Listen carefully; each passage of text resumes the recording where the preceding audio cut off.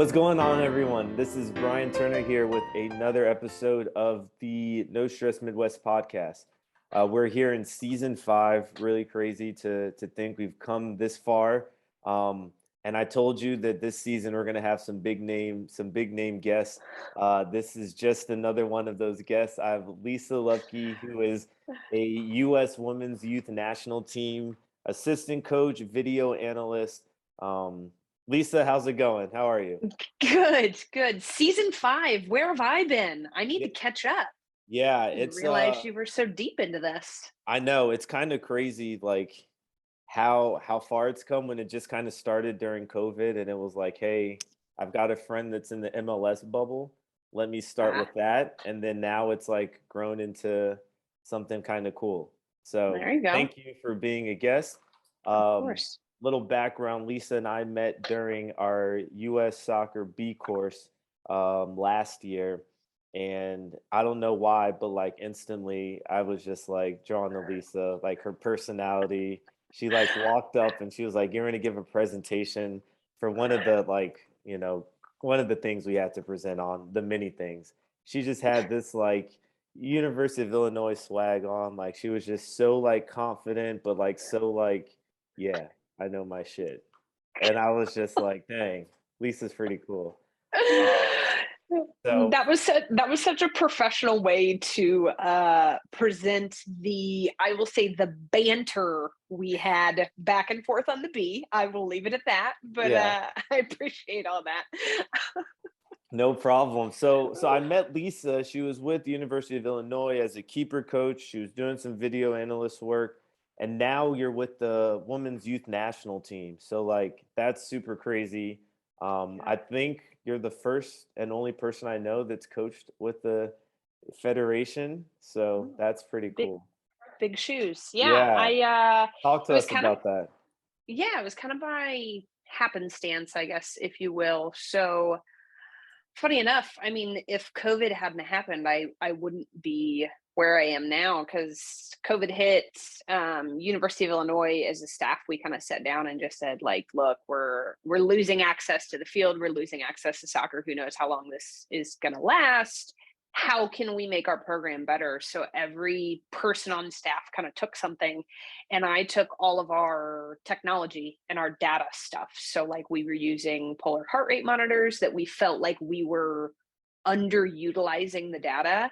Mhm. We had access to Huddle sports code, things of that nature. And again, had all of this film, but felt like we were underutilizing it. So that became my project, so to speak. And I just dove in head first. Like I just learned how to script things and sports code for tagging and generate data for us. And I made like a Power BI dashboard largely based off of one of the presentations US soccer started to put out, like bend the curve, all this. It Yeah. was just Yep. one of the Yep. many things all of us coaches had to watch. So they did one on physical load monitoring and stuff. So like I sat down, watched all that, built us a platform, and then I mean, basically had about 2 more years after that at the University of Illinois to kind of utilize it, get into it. And in that process, kind of fell into a little bit more of an analyst realm when it came to networking. Like I was just Right. talking to different people in different circles. So had a very close friend of mine that I had been speaking with who just got to a point where when people were calling her for jobs, she's happy where she's at. So she started to pass my name along, and she urged me to get into it a little bit more. And I applied with US Soccer on a whim, and um So, got hired. So I mean, I do have to correct, I am not technically a coach, so I'm okay. just a performance analyst. So I work fully with our film. So I'm get paid to stand out on the field and fly drones around and Have film training. the iPad in Yep, your hand. yeah. So that's my world now. So I feel so lucky because I work mainly on our women's side, and I handle our U15 to U23 age groups. So I mean, get to fly around the world, go into camps, and Yeah. watch the best soccer in the country and Yep. some of the best young talent we have. And I mean, you can't top that. No, no, you can't. I'm convinced I have the best job in the world. So Yeah, I'm convinced as well. I'm convinced as well. It's like your Instagram has turned into late Carmen Diego, where I'm just like, yeah, dang, where's Lisa at now? She takes some picture like on the beach, and then the next picture yeah, is in US soccer clothes, and I'm just like, damn, here I am in yeah. sweatpants from yesterday still, and I'm watching this crap. The heck? Well, I was like, I'm so bad at social media. And I was like, you know what? Like, all I'm going to do now is wherever I'm at, just shoot the drone up an extra 100 yards, take a nice little majestic picture and post it on the Yeah. gram so people know where I'm at. So, yeah. No, that's awesome. I think that's Yeah. so cool. And you said you've got the U20 World Cup coming up here, right? Yep. So, So our where's that U, taking you?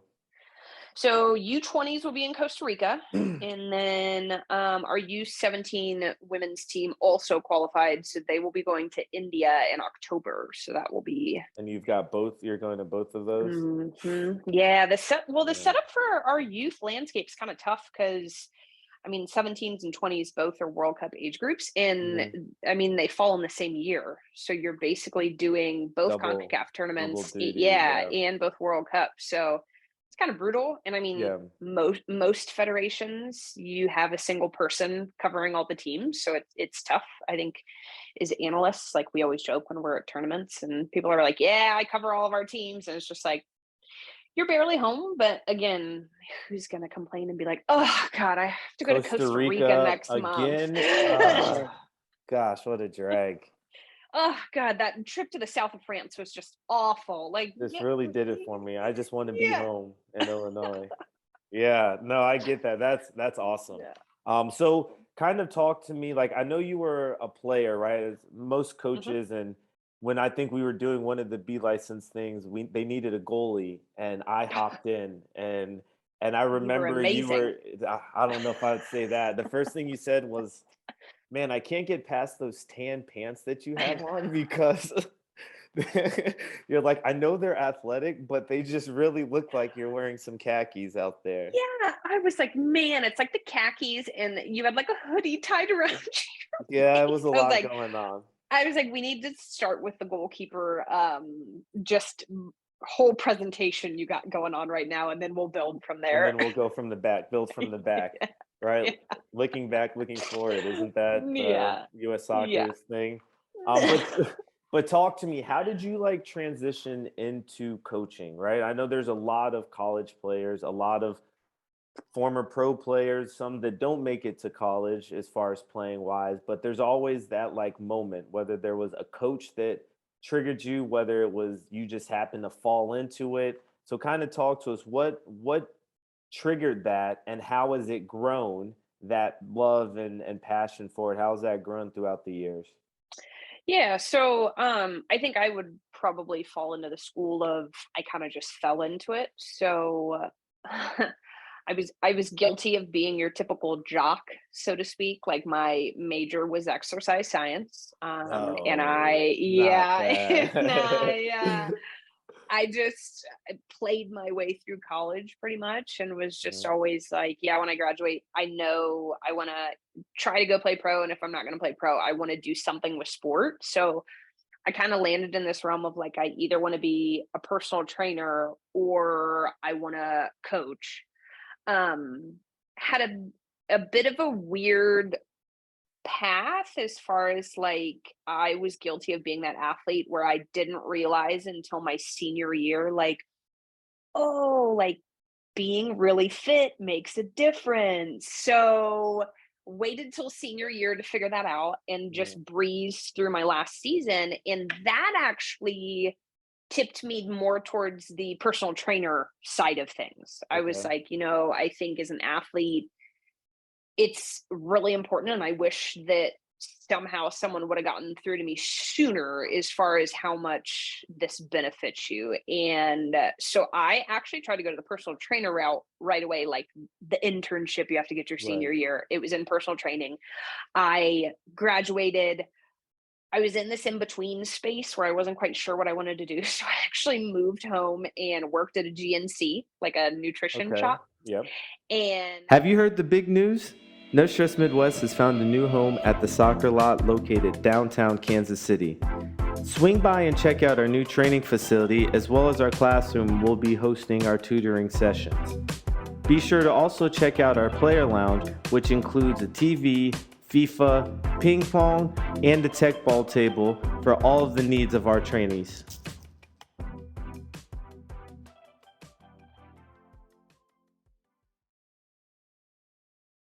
and I was lucky enough, I had my former high school coach reach out to me and basically be like, "Hey, aren't you graduating? I'm coaching this high school now. I need a goalkeeper coach. Like, are you coming home? I would love to have you on staff." And he was hands down my favorite coach to play for. Like, That's I awesome. just Your remember high school coach. he Yeah. just like got us to a point where you were like, I am ready to run through a brick wall. Like, I see it, I believe Hmm. it. Like, let's get after it. So when he was like, "Hey, I would love to have you on my staff," I was like, "Whoa, yes, like this will be awesome." So if it wasn't for him, who knows if I just would have kept the kind of nutrition personal training route. But Yeah. so coached at that high school. Again, was very lucky. The high school was like stacked. It was all Division 1 athletes. We had like a youth national team player from Canada. So it wasn't like your normal high school Right. soccer. I was like, whoa, this is top level Yeah. stuff. So I was like, like I think I want to go coach college, and got lucky enough that one of the schools that I had played, the conference that I had played in, one of the schools was looking to hire a goalkeeper coach. And I was a year out from playing. So Right. I applied, I went through all the hoops and loops, and the coach was like, yeah, I remember you. Like, let's set up an interview. Sort of like, yeah, I know who you are and you're absolutely capable. So Of doing it. Yeah. That's awesome. yeah, ended up there. Definitely had a very unconventional path, if you will. So started coaching there, small Division 1. We were short goalkeeper, so I was like still playing and training. And Hmm. I was like, oh wait, I want to keep playing. Yeah. And the coach was like, yo, if you're like your body is still where you need to go play. So hopped to England, went to school over there, got a master's, played at a university, wrapped that up for like a year, and then came back and then got back into coaching, Okay. and then actually ended in the youth game. So, and I know I can't stress enough how important it is to be involved in the youth game as a young coach, I think. Hmm. Um, because you spend so much time on the field. Like I was the director of goalkeeping, and then of course they stack you up with teams, of Yep. course, because Yep. they can't pay you enough. So of course they're always like, yeah, come work for us, and No. here's Yep. 9 teams to coach. Yep. So like I was coaching from like 3 p.m. to 10 p.m. 5 days a week. Hmm.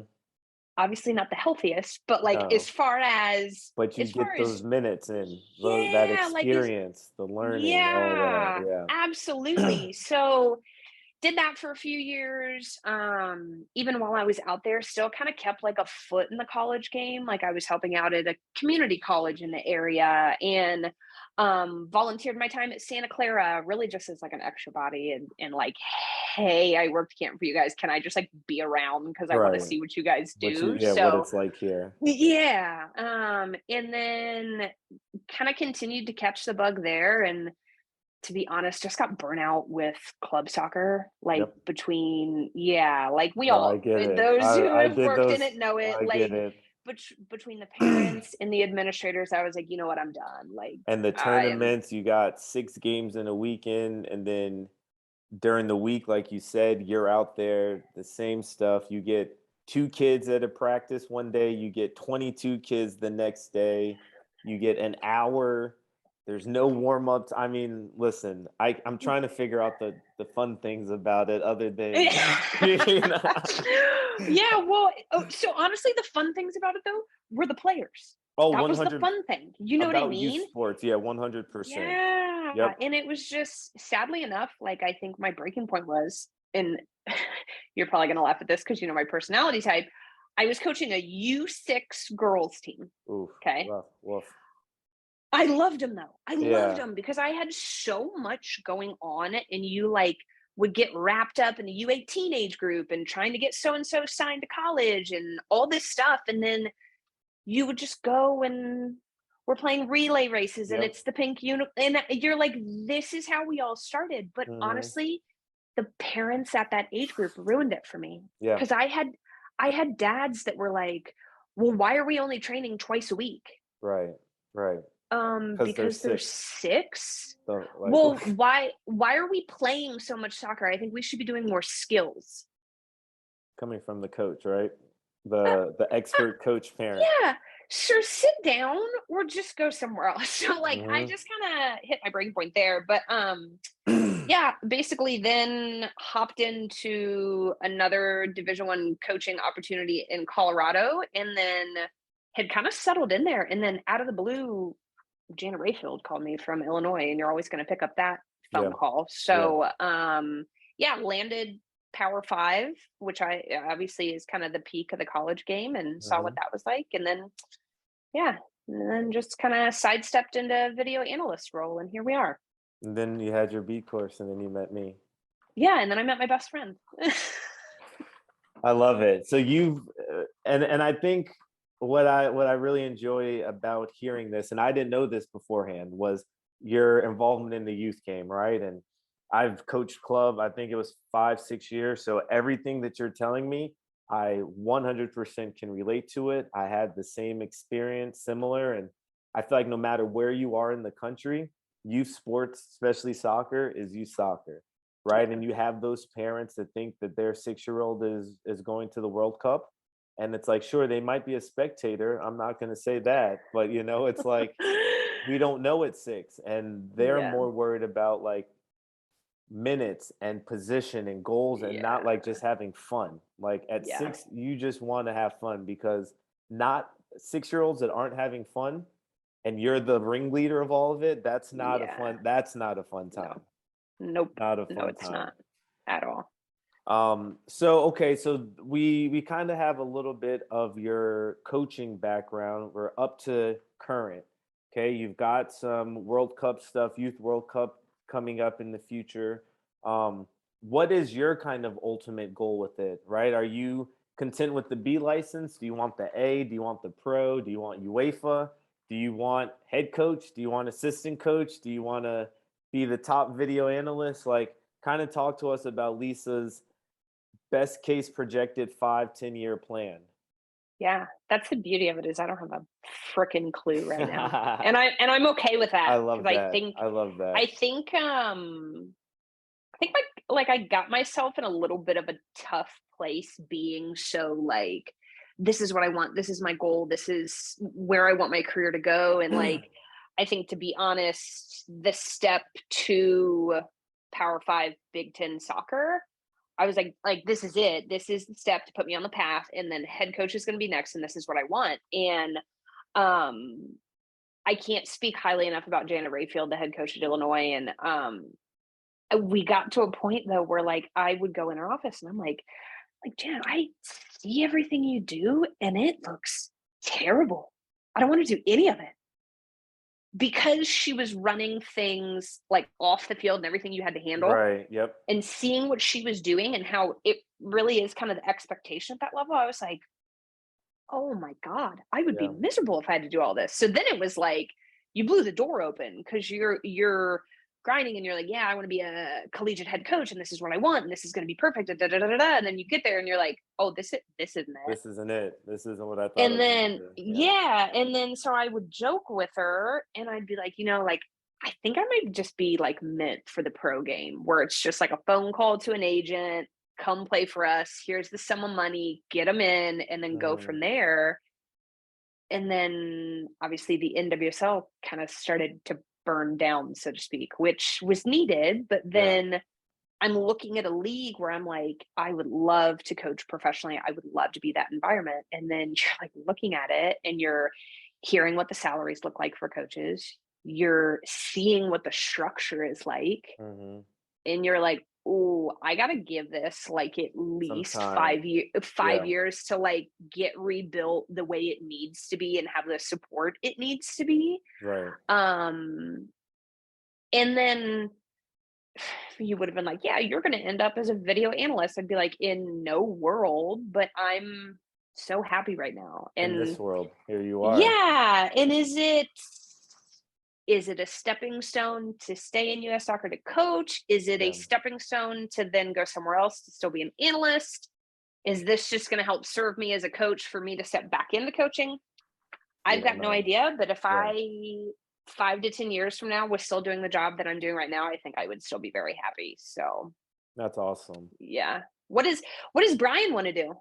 What's Brian's ultimate goal? Do your Jeez. listeners know this? Has this been discussed? No Stress Midwest has partnered with mobile app DNA Soccer Lab to bring not only our expertise in training for field players to video, but also offering keeper training, sports performance work, strength and conditioning, player development, and mental performance videos to all of our athletes wanting to take their training to the next level. We even have personal development plans that we can create for those trainees. Visit more on our website at nostressmidwest.com/DNA Soccer Lab to read more. I don't know. I don't know if I've said it on a podcast, but my ultimate goal and right now is to be a manager for a professional team.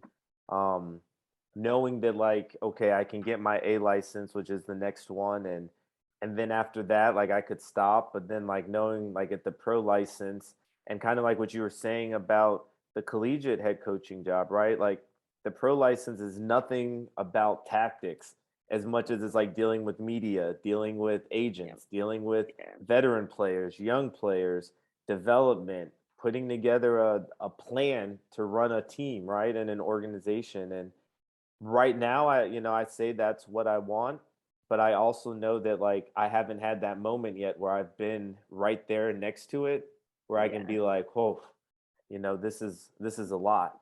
Yeah. Um, so I don't know. And you've got that pro coaching side, you've got No Stress Midwest, which, at one point, I guess even now they've been kind of lifting each other up together, but now I'm getting to a point where No Stress Midwest or like the pro coaching realm, one's got to take the priority and one's Yeah. got to kind of take a back burner. And I'm getting to that fork in the road now where it's just like I don't know the right answer.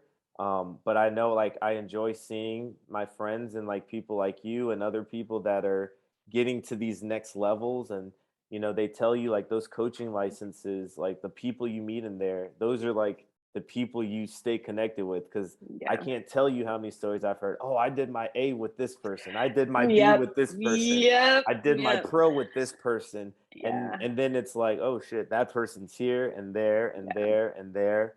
um, so I know what I would like, but I also know that it's not up to me and necessarily to say, oh, this is what I want, this is what's going to happen.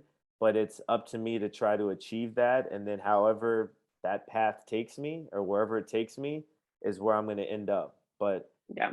I like to stay in the game. I don't anticipate me leaving soccer. Like I don't think ever until I'm dead. Yeah. Yeah, Um, right. I think a lot of us feel that way. So are you, because we can get back in that A license in like January, I think. Are you going to try to go like right away? What are your plans with the next step for licensing? Yeah, so I am gonna give it some time because I want to do my A senior, and you need to Okay. be with a club for I think 9 months or like Yeah. basically a full year beforehand. Yeah. So I think I'm gonna be sitting tight on my B. Like I'm gonna be sitting pretty with that. Try to like do some UEFA stuff on the side, like just to Nice. supplement so I can continue to stay in the education world. But Mhm. yeah, I think I'm gonna give it some time. Maybe Yeah. we can. What about you? Are you taking your A? Are we gonna take it together? We should try to get a reunion up and running. I would like to take my A. I just don't know because I would obviously want to take the A senior as well, and I just don't know how I would set up trying to get my hands on a team and even have the time to be with Mhm. said team, like, I mean, I'm traveling anywhere from 2 weeks to, like, an entire month at a time, like, every month. So, Right.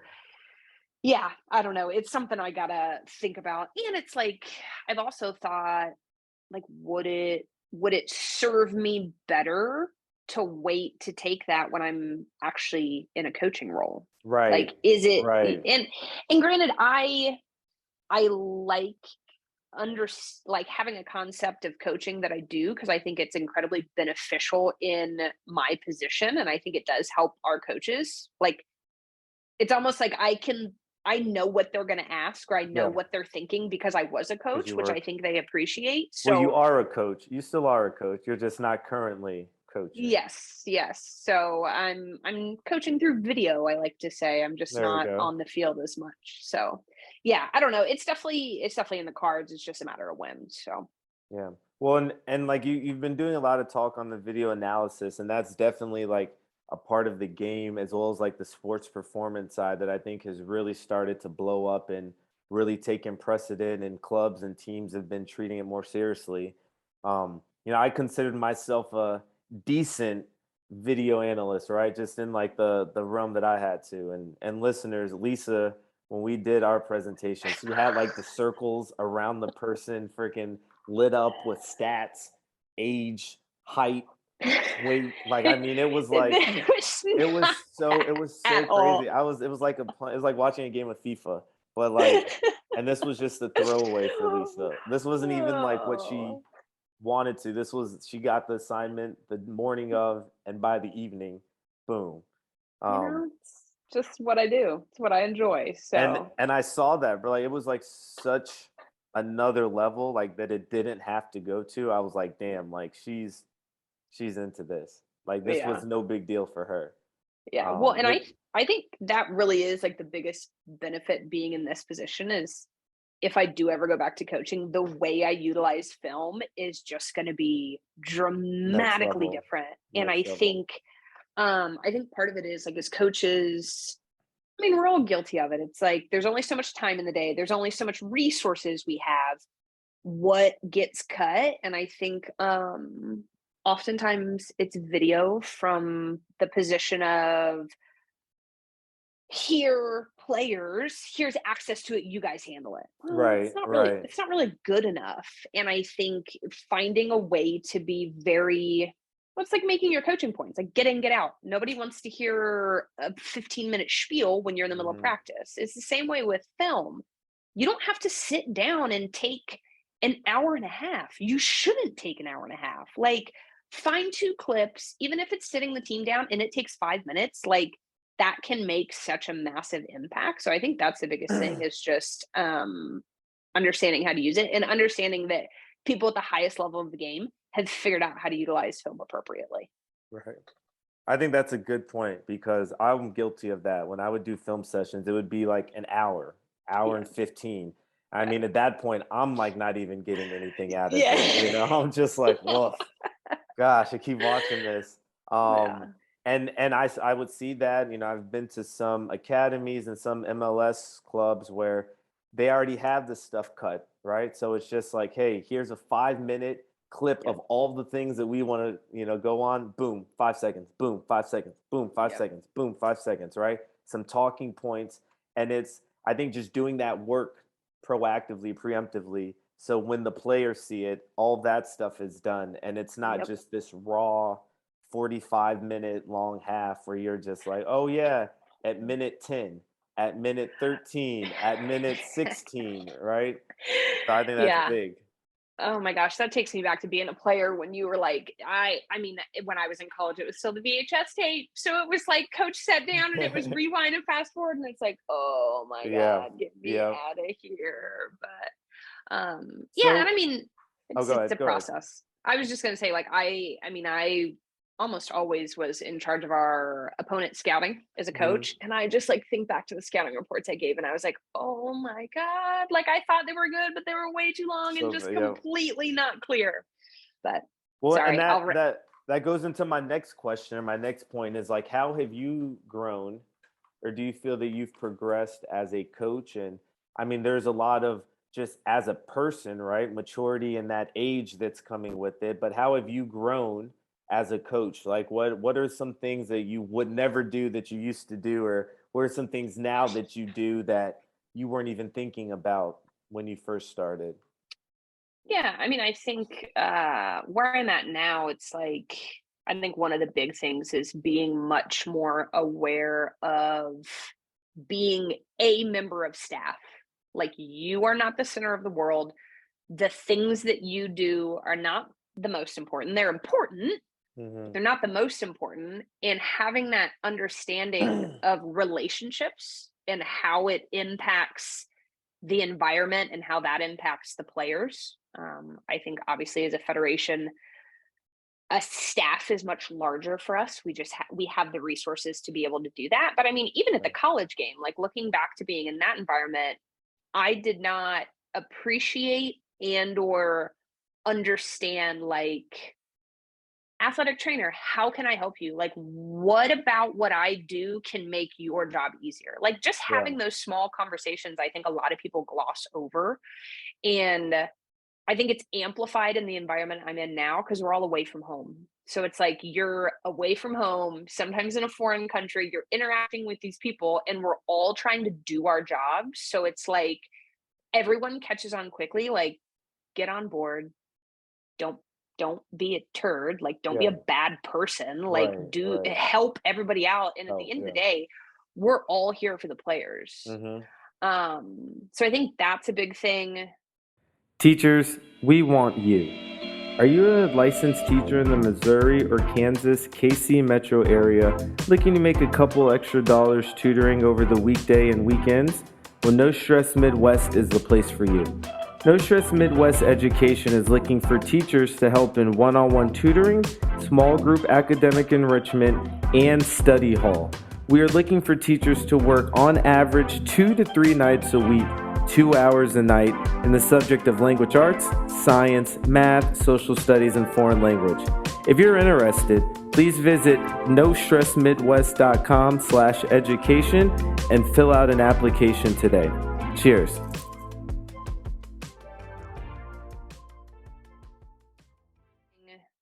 I think if I could give advice to like young coaches listening to this, the earlier you can understand how to either say no or communicate like that expectation is unrealistic, I don't have the time, or like here's the solution that I think will work, the earlier on in your career that you can figure that out, the better off you're going to be, just from a quality of performance Yeah. and like a quality of life. Of life. Like, Yeah. as a young coach, Yeah. I was awful about Hmm. saying no.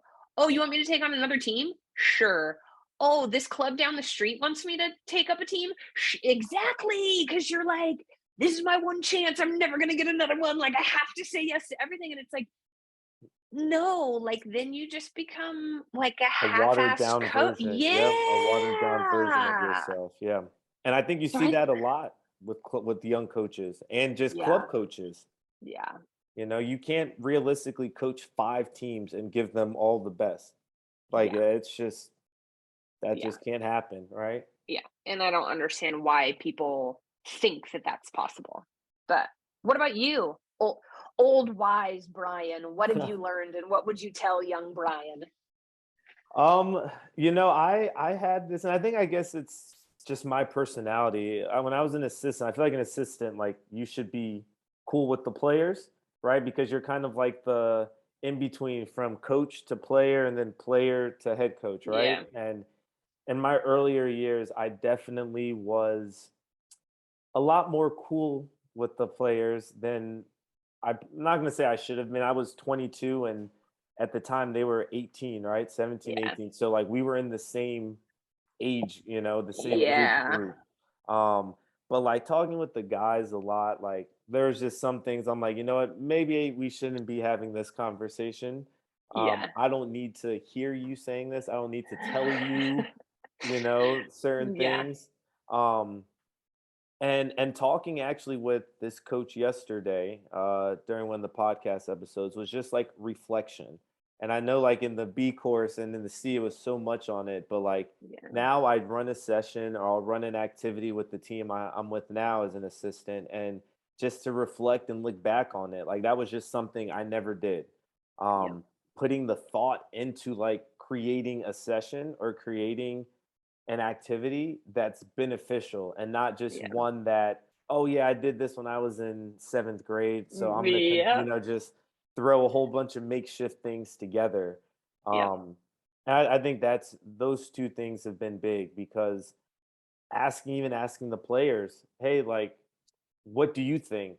I'm gonna Yeah. have be vulnerable enough with you, because then there's gonna come a time when I'm gonna ask for that from you, right? Yeah. And I want you to see, hey, I'm trying to make it just like you're trying to make it. You want to Yeah. have fun. I want to make sure you have fun. Um, so I think those are two big things. I feel like in 5 years there's going to be something else, right? And I definitely think at whatever level I get to, like every level that you're gonna find something new to like harp back on or look back Yep. on and say, hey, when I went to high school, I learned this. When I was doing club, I really learned this. When in your case doing college, I would learn this. So now I'm with the federation and I'm learning this, right? Yeah. And I feel like all those things kind of help you, and every league, every division, there's going to be something new, which then you get to that final super Lisa and you've done all the levels, you've gathered all this info, and then boom, right? You can make Yeah. decisions that are not just based on a whim, but off of 20 plus years and five different leagues of Yeah. experience, you know? Yeah. Absolutely. So, well, Lisa, we're getting ready to wrap up here. Um, that I was, talking to you beforehand, and Zoom is just really freaking, I they're know. they're they're cutting down on these meetings. But Yep. as we're getting ready to wrap up, is there anything that you would like to leave the listeners with? You've kind of gone into some advice. You've talked about your path. I know there's going to be a ton of questions that people might have just from listening to this, but if you could find a way to wrap it up or to kind of summarize whatever it is that you want to end it with, maybe it's a plug for something. what No plugs, how are man. you No closing plugs. I, the podcast out? I mean, I think the biggest thing in this is just something I've learned in athletics. And I think it was something I struggled with in college athletics. Like, don't forget to take care of yourself because it will burn you out and run you into the ground. And then all of a sudden, you're not loving what you did love. Mhm. So, That's telling deep. someone no, setting a boundary is not going to make or break your career. If anything, something I've learned is I feel like it gives people almost have more respect for you, is what I've found as of late. That's just how I feel. So I think the biggest thing is if you're involved in athletics, take care of yourself because Yeah. we all love the game. We all become obsessed with it. We all could spend 18 hours a day on it. Mhm. Don't. It'll Yeah. be there. Like, Yeah. stream the game tomorrow, do something tomorrow. You know what I mean? So I think Right. that's just the biggest thing is take care of yourself so we can keep good people in the sport and in athletics for our players. That's deep. I needed to hear that. I That was for me. All right, now what are you telling the other people? That was my that was my thing. What's for the listener? No, that's you so know? true. And I mean, I'm guilty of that. You are, I think all of us are, Yeah. right? Is you get Yep. so engulfed, and because you love it so much, it's you're willing to come home from work and then get back to it, right? Because it's a Yeah. relaxing thing, or and that's true. You've got to keep the brain clear. You got to Yeah. escape. You got to learn, like, if you leave a job, they're going to have a next coach right through the door, where at the end of the day, whoever is at home, whether it's your dog, whether it's a significant other, whether it's just immediate family, you can't be replaced for them. Yeah, So that's that's the way good. I've started to look at stuff, is a job is always going to get somebody else in your place, but the people at home matter most. That's good, man. Lisa, that's why. See, that's why I had you on. That for that one quote, for that one thing There right you there at go. the end. All of this just kind of culminated to that. Yep. No, Lisa, thank you. Thank you, one, for being a guest, Yeah. two, for the advice. I thought it was a great conversation, as we both knew it was going to be. I just Yeah. couldn't picture it being a bad one Yeah. whatsoever. Unless I wore my tan pants, then you might you might have whatever. Uh, but no, Lisa, thank you. Thank you. I can't say it enough. For the podcast guests, thank you for listening and for coming in for another episode and another season. Um, I'll have some of Lisa's information up. So if you want to see where Carmen San Diego is in the coming months, you can follow her on social media, and she won't disappoint. Yep. So, all right, everyone, cheers. Have a good one. Lisa, you enjoy the rest of your day, and we will chat with everyone later. Have a good one.